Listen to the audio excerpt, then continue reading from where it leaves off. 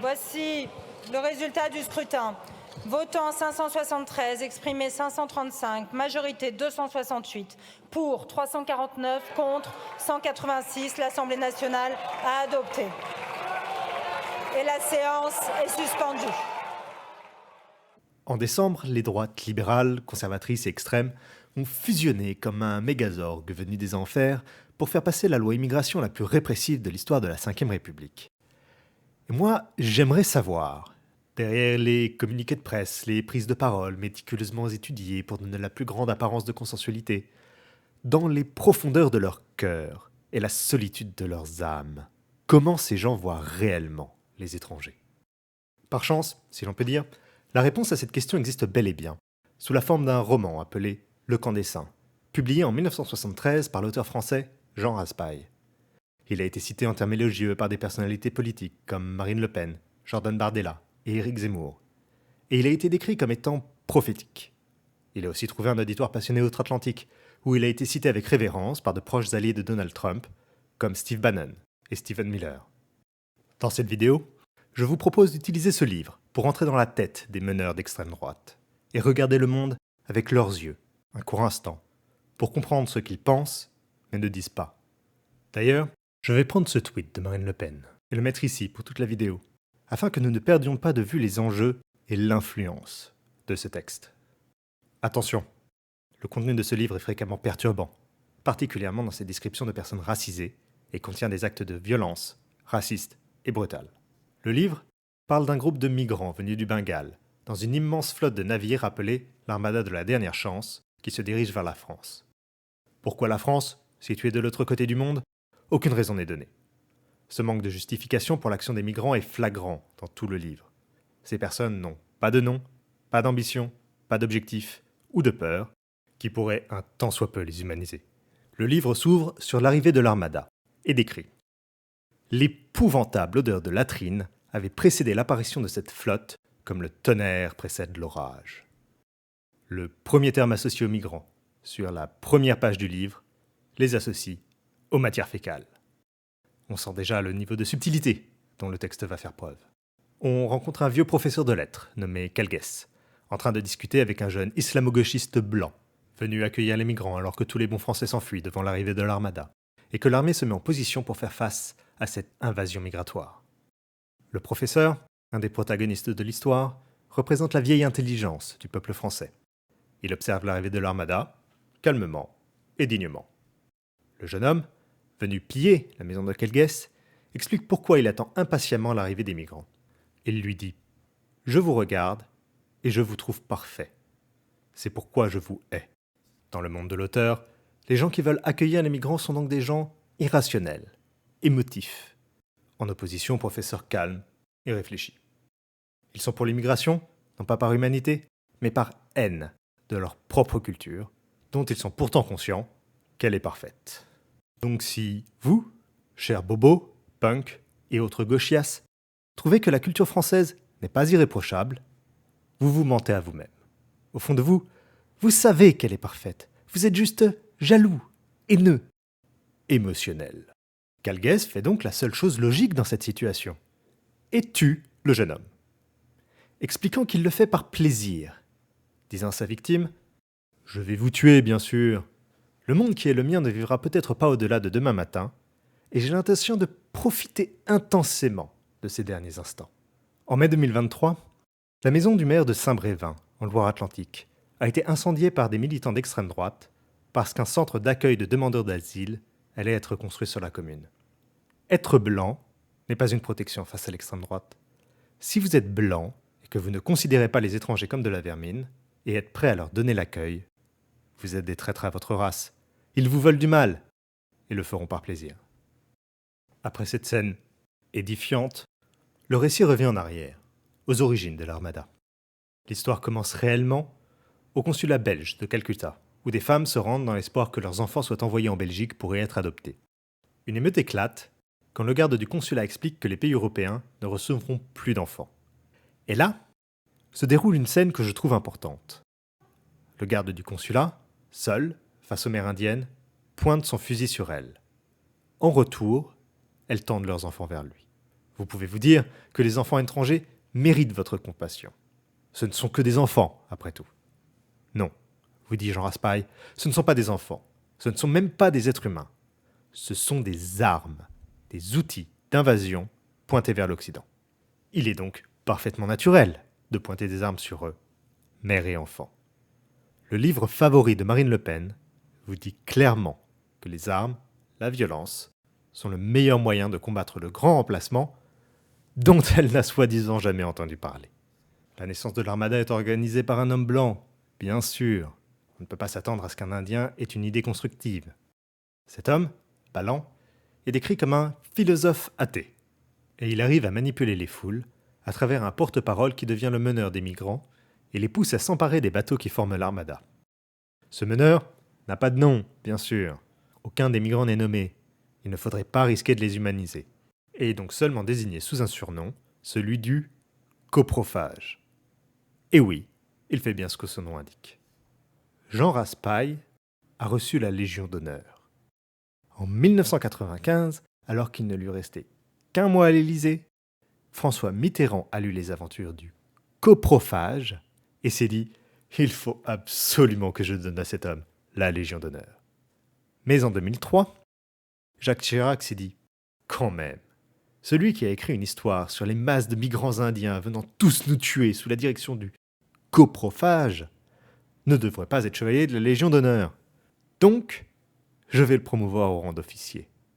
C'est beaucoup mieux comme ça. » Et ce n'est que maintenant que nous rencontrons les vrais protagonistes du récit.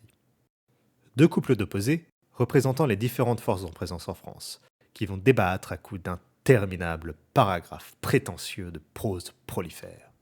Le premier couple est composé de politiciens. Le porte-parole du gouvernement, Jean Aurel, et un secrétaire d'État, Jean Perret. Jean Aurel est un idéaliste humaniste qui pousse le gouvernement à venir en aide à l'Armada. Jean Perret, à l'inverse, est clair et rationnel. Il propose donc la seule solution vraisemblable. Elle est bien entendu de détruire l'Armada et de tuer le million de personnes à bord. Est-ce que vous vous attendiez à autre chose ? Entre deux se trouve le président de la République. Il est présenté comme indécis et faible, incapable de prendre les décisions nécessaires pour faire face à la menace existentielle représentée par l'Armada.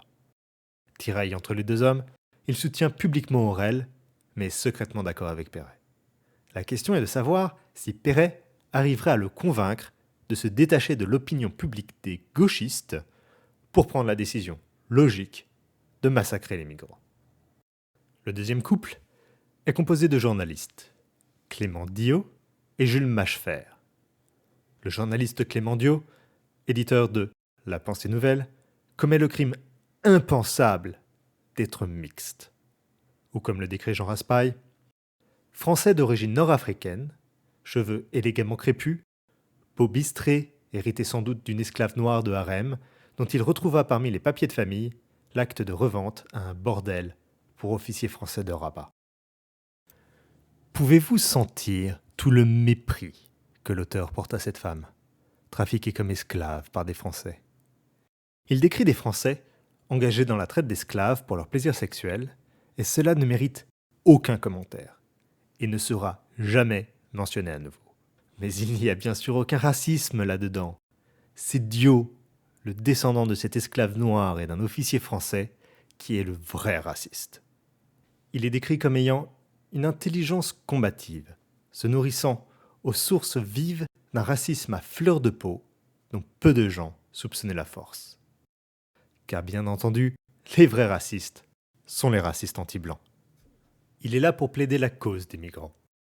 En cela, il est opposé par Machefer, éditeur de La Pensée nationale, qui est décrit comme étant ni à gauche, ni à droite, ni même au centre mou. Quelle formulation intéressante! Dans leur confrontation durant une conférence de presse, Diot tend un piège odieux à Machefer. Il a l'audace de proposer qu'une aide humanitaire soit portée aux migrants. Devant cette provocation, Machefer se doit de poser les vraies questions. Est-ce que venir en aide aux migrants ne rendrait pas plus difficile l'acte nécessaire de tous les tuer quand ils arriveront en France ? De manière impensable, du moins impensable pour Jean Raspail, Cette question est reçue avec consternation. La suite du livre est une centaine de pages où les personnes se demandent s'il faut ou non tuer de sang-froid 1 million de personnes. Notez qu'à aucun moment il n'est suggéré que commettre un massacre soit la mauvaise chose à faire. Ô grand Dieu, non! Il nous est expliqué de manière très extensive que c'est la seule chose raisonnable à faire.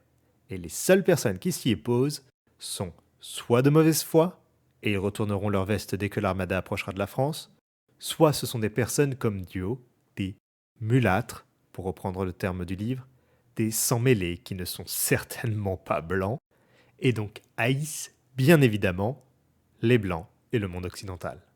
Les passagers de l'armada, dont encore une fois, pas un seul n'est nommé, sont comme de la vermine, abjecte et infâme, qui est décrit comme voyageant dans la merde et la luxure. Et encore une fois, les vrais racistes, ce sont les basanés. Qui l'eût cru? En passant le détroit de Gibraltar, l'armada tue toutes les personnes à bord, qui étaient blanches, mixtes ou d'une quelconque façon non indiennes. L'armada se présentait seule, pure de toute paille dans le diamant de la race, délivrée à l'avance de tout compromis, cuirassée contre les illusions. Racisme. L'auteur a l'audace d'appeler directement les peuples qu'il décrit dans son délire paranoïaque comme des monstres inhumains de racistes. Absolument incroyable.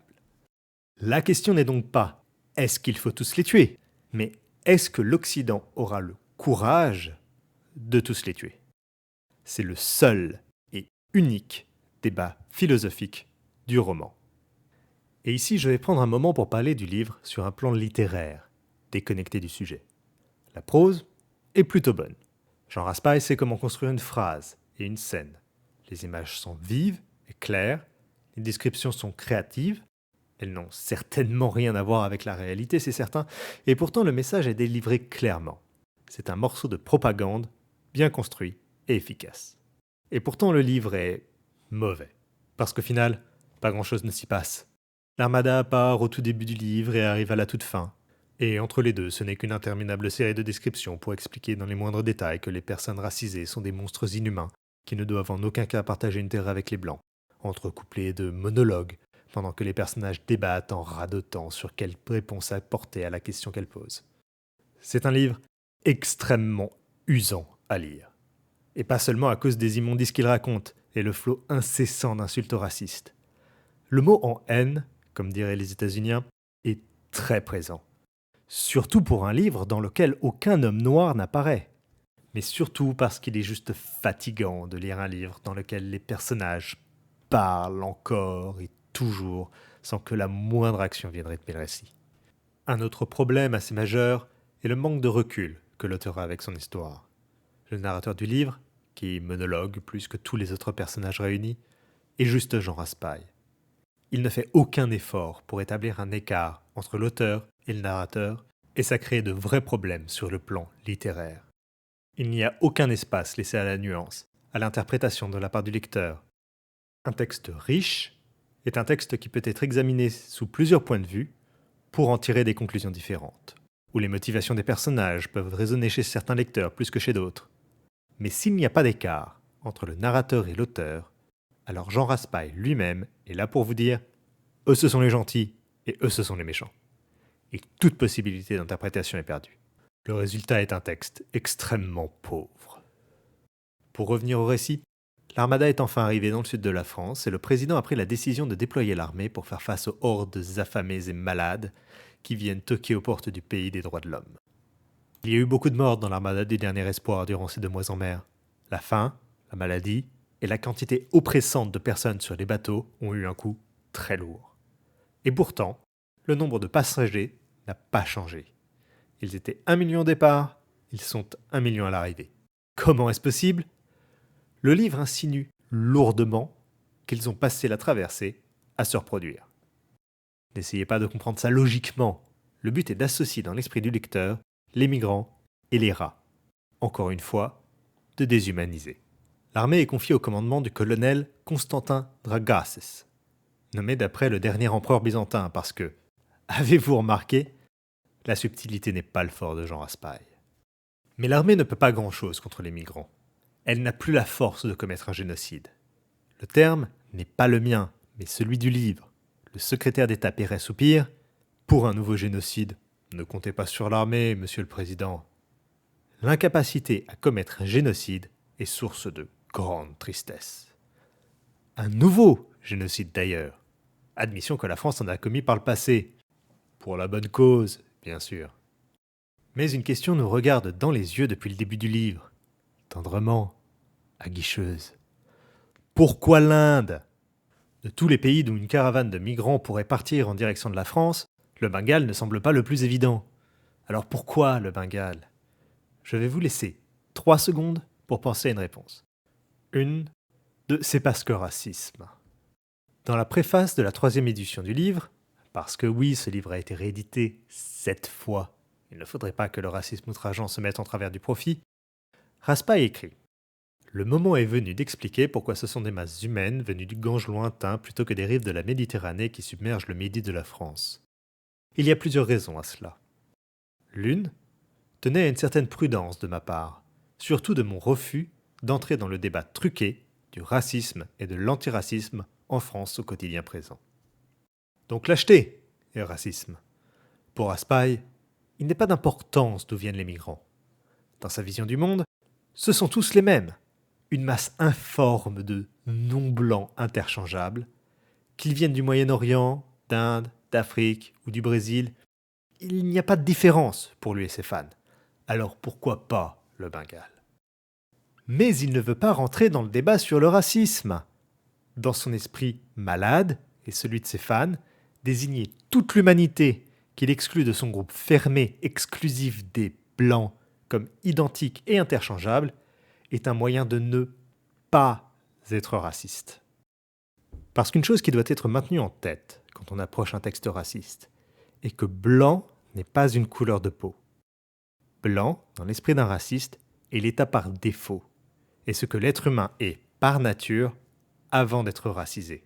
C'est pourquoi, en Amérique du Nord, les Irlandais n'ont pas toujours été blancs. Les premiers Irlandais arrivés en Amérique arrivaient comme servants, importés du Royaume-Uni où leur pays avait été colonisé. Des serviteurs dont le statut était à peine supérieur aux esclaves. Ils vivaient plus près des Noirs que de leurs maîtres et étaient fréquemment référés dans les textes de l'époque avec le mot « nègre ». Souvenez-vous-en, chers auditeurs blancs. Si vous pensez que votre couleur de peau vous protège du racisme de l'extrême droite, il est très facile d'ajouter un qualifiant qui vous priverait de votre état de blanc dans les yeux de ceux qui se trouveraient à la tête d'un pouvoir raciste. Donc l'armada arrive en France, et dès qu'elle arrive, le monde occidental s'effondre. Ce n'est pas une exagération. Au moment même où elle arrive, tout le monde occidental, le paradis, comme il est appelé dans le livre, disparaît. Les institutions s'effondrent, les Blancs s'entretuent, se suicident ou s'assimilent aux immigrés, reniant leur culture. Les soulèvements ont lieu aux États-Unis, au Royaume-Uni, en Afrique du Sud. Et quelle est cette culture occidentale qui disparaît si tristement dans le livre ? Le texte ne nous dit pas. On pourrait imaginer qu'un livre qui parle entièrement de sa destruction nous laisserait connaître ce qu'elle est et pourquoi elle est supérieure. Mais non. Selon le livre, la culture occidentale se résume à 3 choses. Mozart, le vin et la violence. La seule partie de la culture occidentale qui est mise en avant dans le livre et dont la décadence est décriée est l'armée. La capacité des Occidentaux à tuer. Il est très clair dans ses propos, et encore une fois, sans aucune subtilité. Le seul moyen de régler le problème causé par l'armada des migrants est de tous les tuer, et l'Occident est détruit parce qu'il n'a plus la force de le faire. Et cela illustre très bien un point important à propos de l'extrême droite. Le mépris palpable qu'elle a pour la culture qu'elle prétend défendre. Littérature, sciences, musique, cinéma, tout ce que l'on qualifierait communément de culture n'a aucune importance.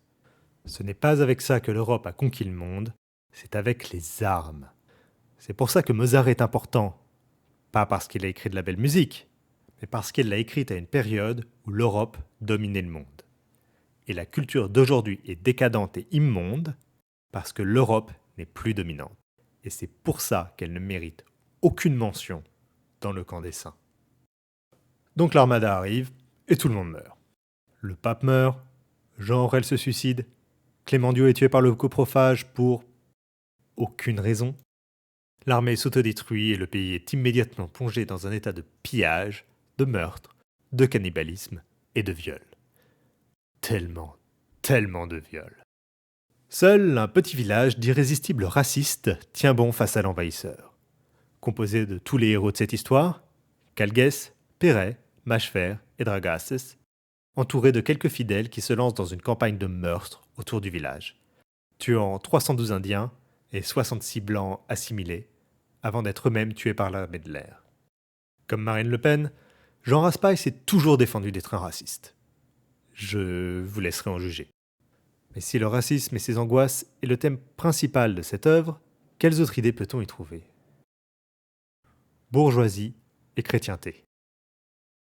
Le livre présente un parallèle surprenant, celui de la richesse et de la chrétienté. Le livre est ouvertement religieux, spécifiquement catholique. Le titre est tiré du livre de l'Apocalypse, Chant 20, verset 9. Et quand les 1000 ans seront arrivés à leur terme, Satan sera relâché de sa prison. Il sortira pour égarer les gens des nations qui sont aux quatre coins de la terre, Gog et Magog, afin de les rassembler pour la guerre.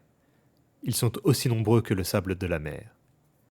Ils montèrent, couvrant l'étendue de la terre, ils encerclèrent le camp des saints et la ville bien-aimée, mais un feu descendit du ciel et les dévora. La foi chrétienne est présente dans tout le livre et est explicitement associée à l'Occident. Au début du livre, alors que Calgès prise le 5e commandement avec un plaisir qu'il associe à une jouissance sexuelle, il s'imagine aux côtés de Godefroy de Bouillon et Baudouin le lépreux, en croisade à lardé de la chair arabe. Et les personnes qui cherchent à aider les migrants sont universellement décrites comme étant les serviteurs de la bête. Le combat contre l'immigration est présenté comme une lutte religieuse, biblique, contre les forces du mal. Le coprophage a toujours son fils sur les épaules, un enfant monstre tel qu'il est toujours appelé, et qui est décrit comme étant, à la base, 2 moignons. Un tronc énorme, affaissé, le dos dans les reins, pas de cou, mais la tête comme un moignon supplémentaire, un 3e moignon surmonté d'un crâne chauve, percé de 2 trous oculaires, et d'un trou pour la bouche, sans dents, ni gorge, sorte de clapet de l'œsophage. Cet enfant est Satan. C'est directement Satan en personne et l'auteur ne fait rien pour le cacher. Il a des pouvoirs surnaturels et est capable de contrôler les foules par la pensée. L'Occident est régulièrement décrit comme le paradis que les masses sataniques cherchent à prendre d'assaut. Et selon Raspail, la foi est universelle. Quand Balan, le philosophe athée qui organise le départ de l'Armada, meurt, tué par les migrants, il s'exclame « Seigneur, pardonnez-leur car ils ne savent pas ce qu'ils font ». Finalement, il n'était pas si athée que ça. Mais comme le jeune homme du début, son objectif était la détestation de Dieu. Et donc, la culture bourgeoise occidentale, si parfaite. Dans la vision que les meneurs d'extrême droite ont du monde, les athées, les humanistes et ceux qui parlent d'aider les migrants ne le font pas parce qu'ils croient réellement en leurs valeurs, mais par pure mesquinerie, par haine du bon. Ils font volontairement le mal. Se construire un ennemi aussi perfide et simpliste qu'un méchant de dessin animé est utile. Quand votre adversaire n'est pas simplement quelqu'un qui a de mauvaises idées, des biens non admis, ou même un intérêt personnel, mais qu'il cherche activement à faire le mal pour faire le mal, alors il n'y a plus de limite à ce que vous pouvez faire. Mentez, volez, tuez, peu importe. Votre adversaire est l'incarnation du mal, déshumanisé, rien n'est trop pour l'affronter, et la fin justifie les moyens. Pourtant, c'est une version de la chrétienté que vous auriez peut-être du mal à reconnaître, alors que vous avez sans doute entendu que Jésus appelait à la pauvreté et à l'humilité. Jean Raspail présente une chrétienté explicitement bourgeoise, inaccessible à ceux qui ne sont pas riches, et qui rejette l'aide apportée à autrui et la charité. Il dit « Charité débridée n'est-elle pas d'abord péché contre soi-même ?»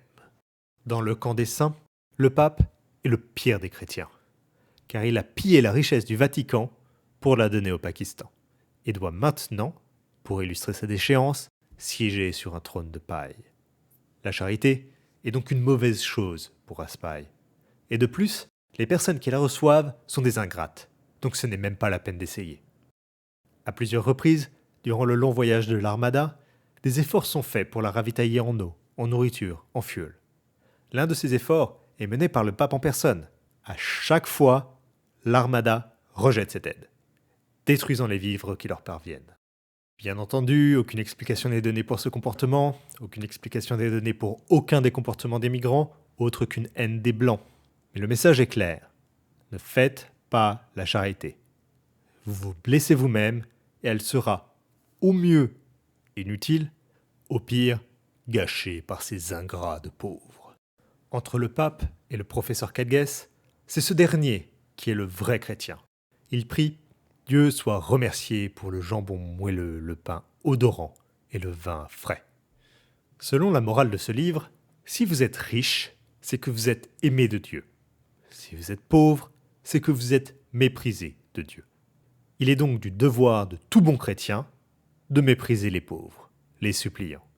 Et si le pape est un si mauvais catholique, c'est parce qu'il n'est pas blanc, bien sûr. Il est brésilien. Le livre se donne la peine de nous indiquer qu'il est le premier pape sud-américain.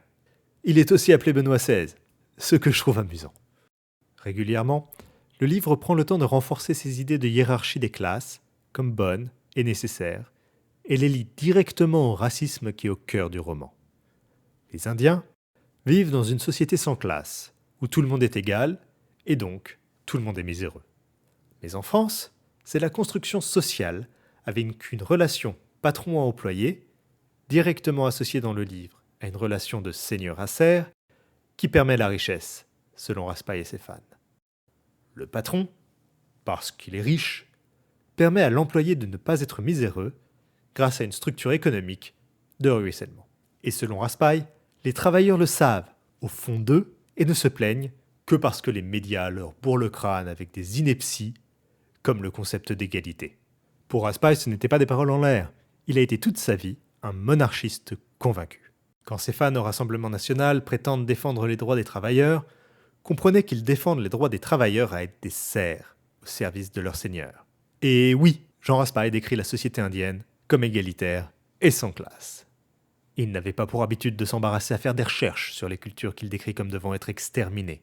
Elles sont non blanches, c'est tout ce qu'il a besoin de savoir. Mais vous pouvez vous demander, si l'armada est envoyée par Satan en personne pour conquérir le paradis et détruire le peuple élu de Dieu, pourquoi Dieu ne fait rien ?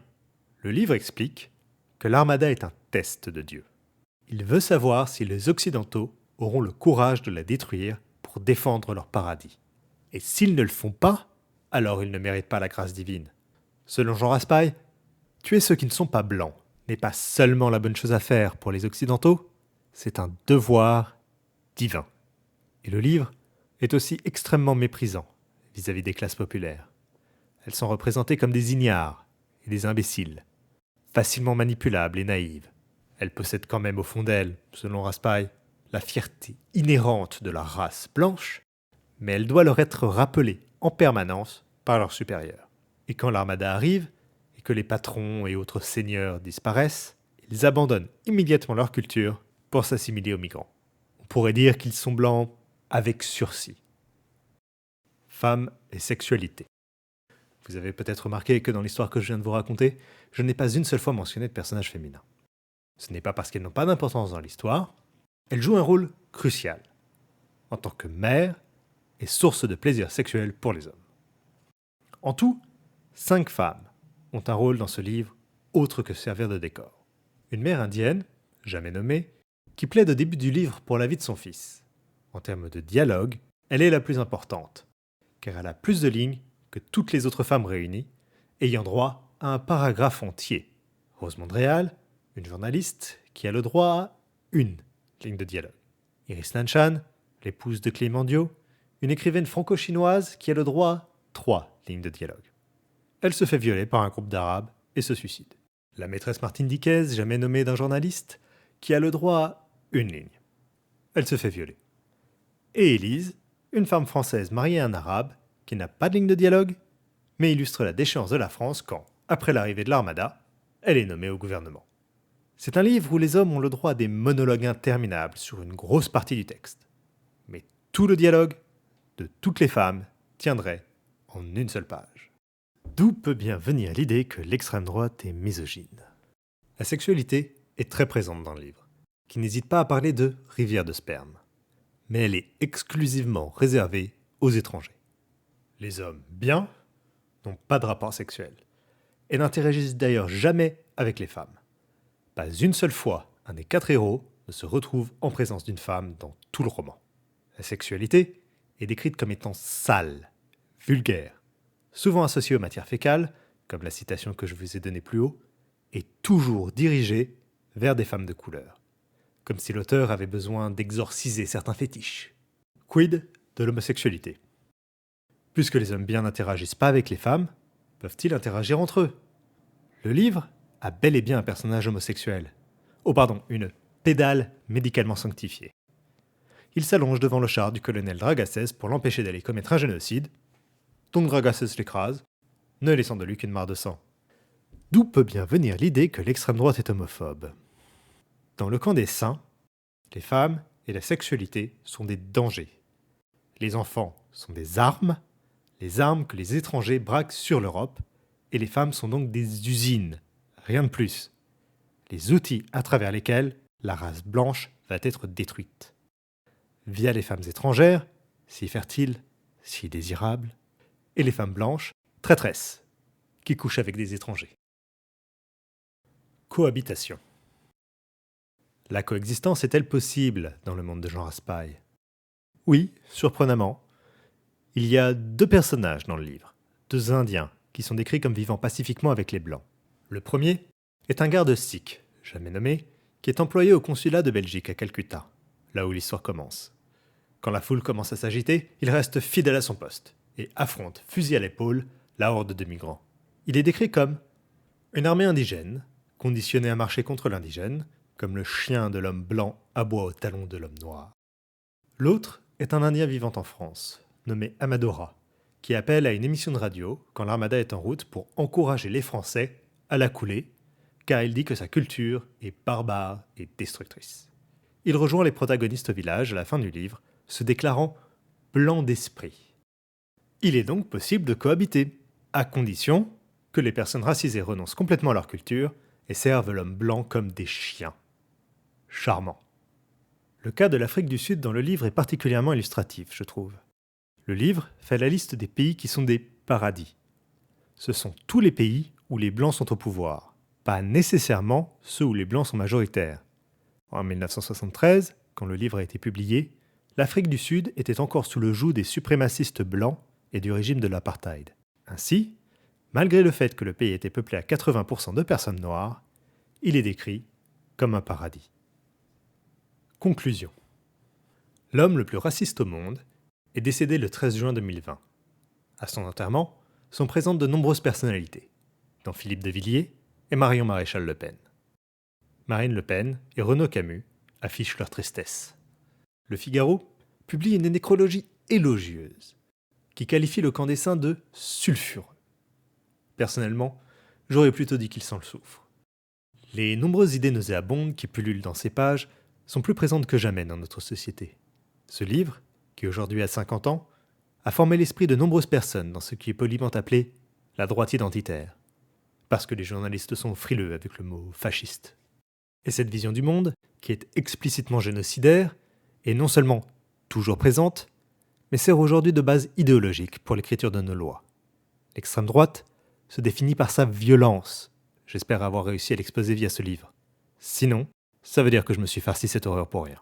Il ne peut donc y avoir aucune paix dans un avenir construit par l'extrême droite. Sa culture de la violence, de la force, aura toujours besoin d'un exutoire. Et le blanc, l'État par défaut, comme il ne possède pas de caractéristiques innées, ne peut se définir qu'en rapport à un autre. Un autre contre qui faire violence. Il est légitime de se demander qui restera blanc lorsque l'extrême droite aura accompli son programme génocidaire et aura besoin d'un nouvel ennemi, un nouvel autre contre lequel se définir. On peut tout de même se réjouir d'une avancée idéologique, d'une victoire même idéologique du Rassemblement national, une victoire même idéologique du Rassemblement national. Merci d'avoir regardé cette vidéo jusqu'au bout. Si vous l'avez appréciée, n'hésitez pas à vous abonner, à commenter, à partager. Et je voudrais mentionner le youtubeur José, qui a fait une vidéo sur ce livre il y a quelques années, qui m'a donné envie de faire celle-ci et dont vous trouverez le lien en description. Il me semblait dommage que la seule source de qualité en ligne concernant ce livre soit en anglais, alors que c'est un livre français particulièrement influent dans notre pays.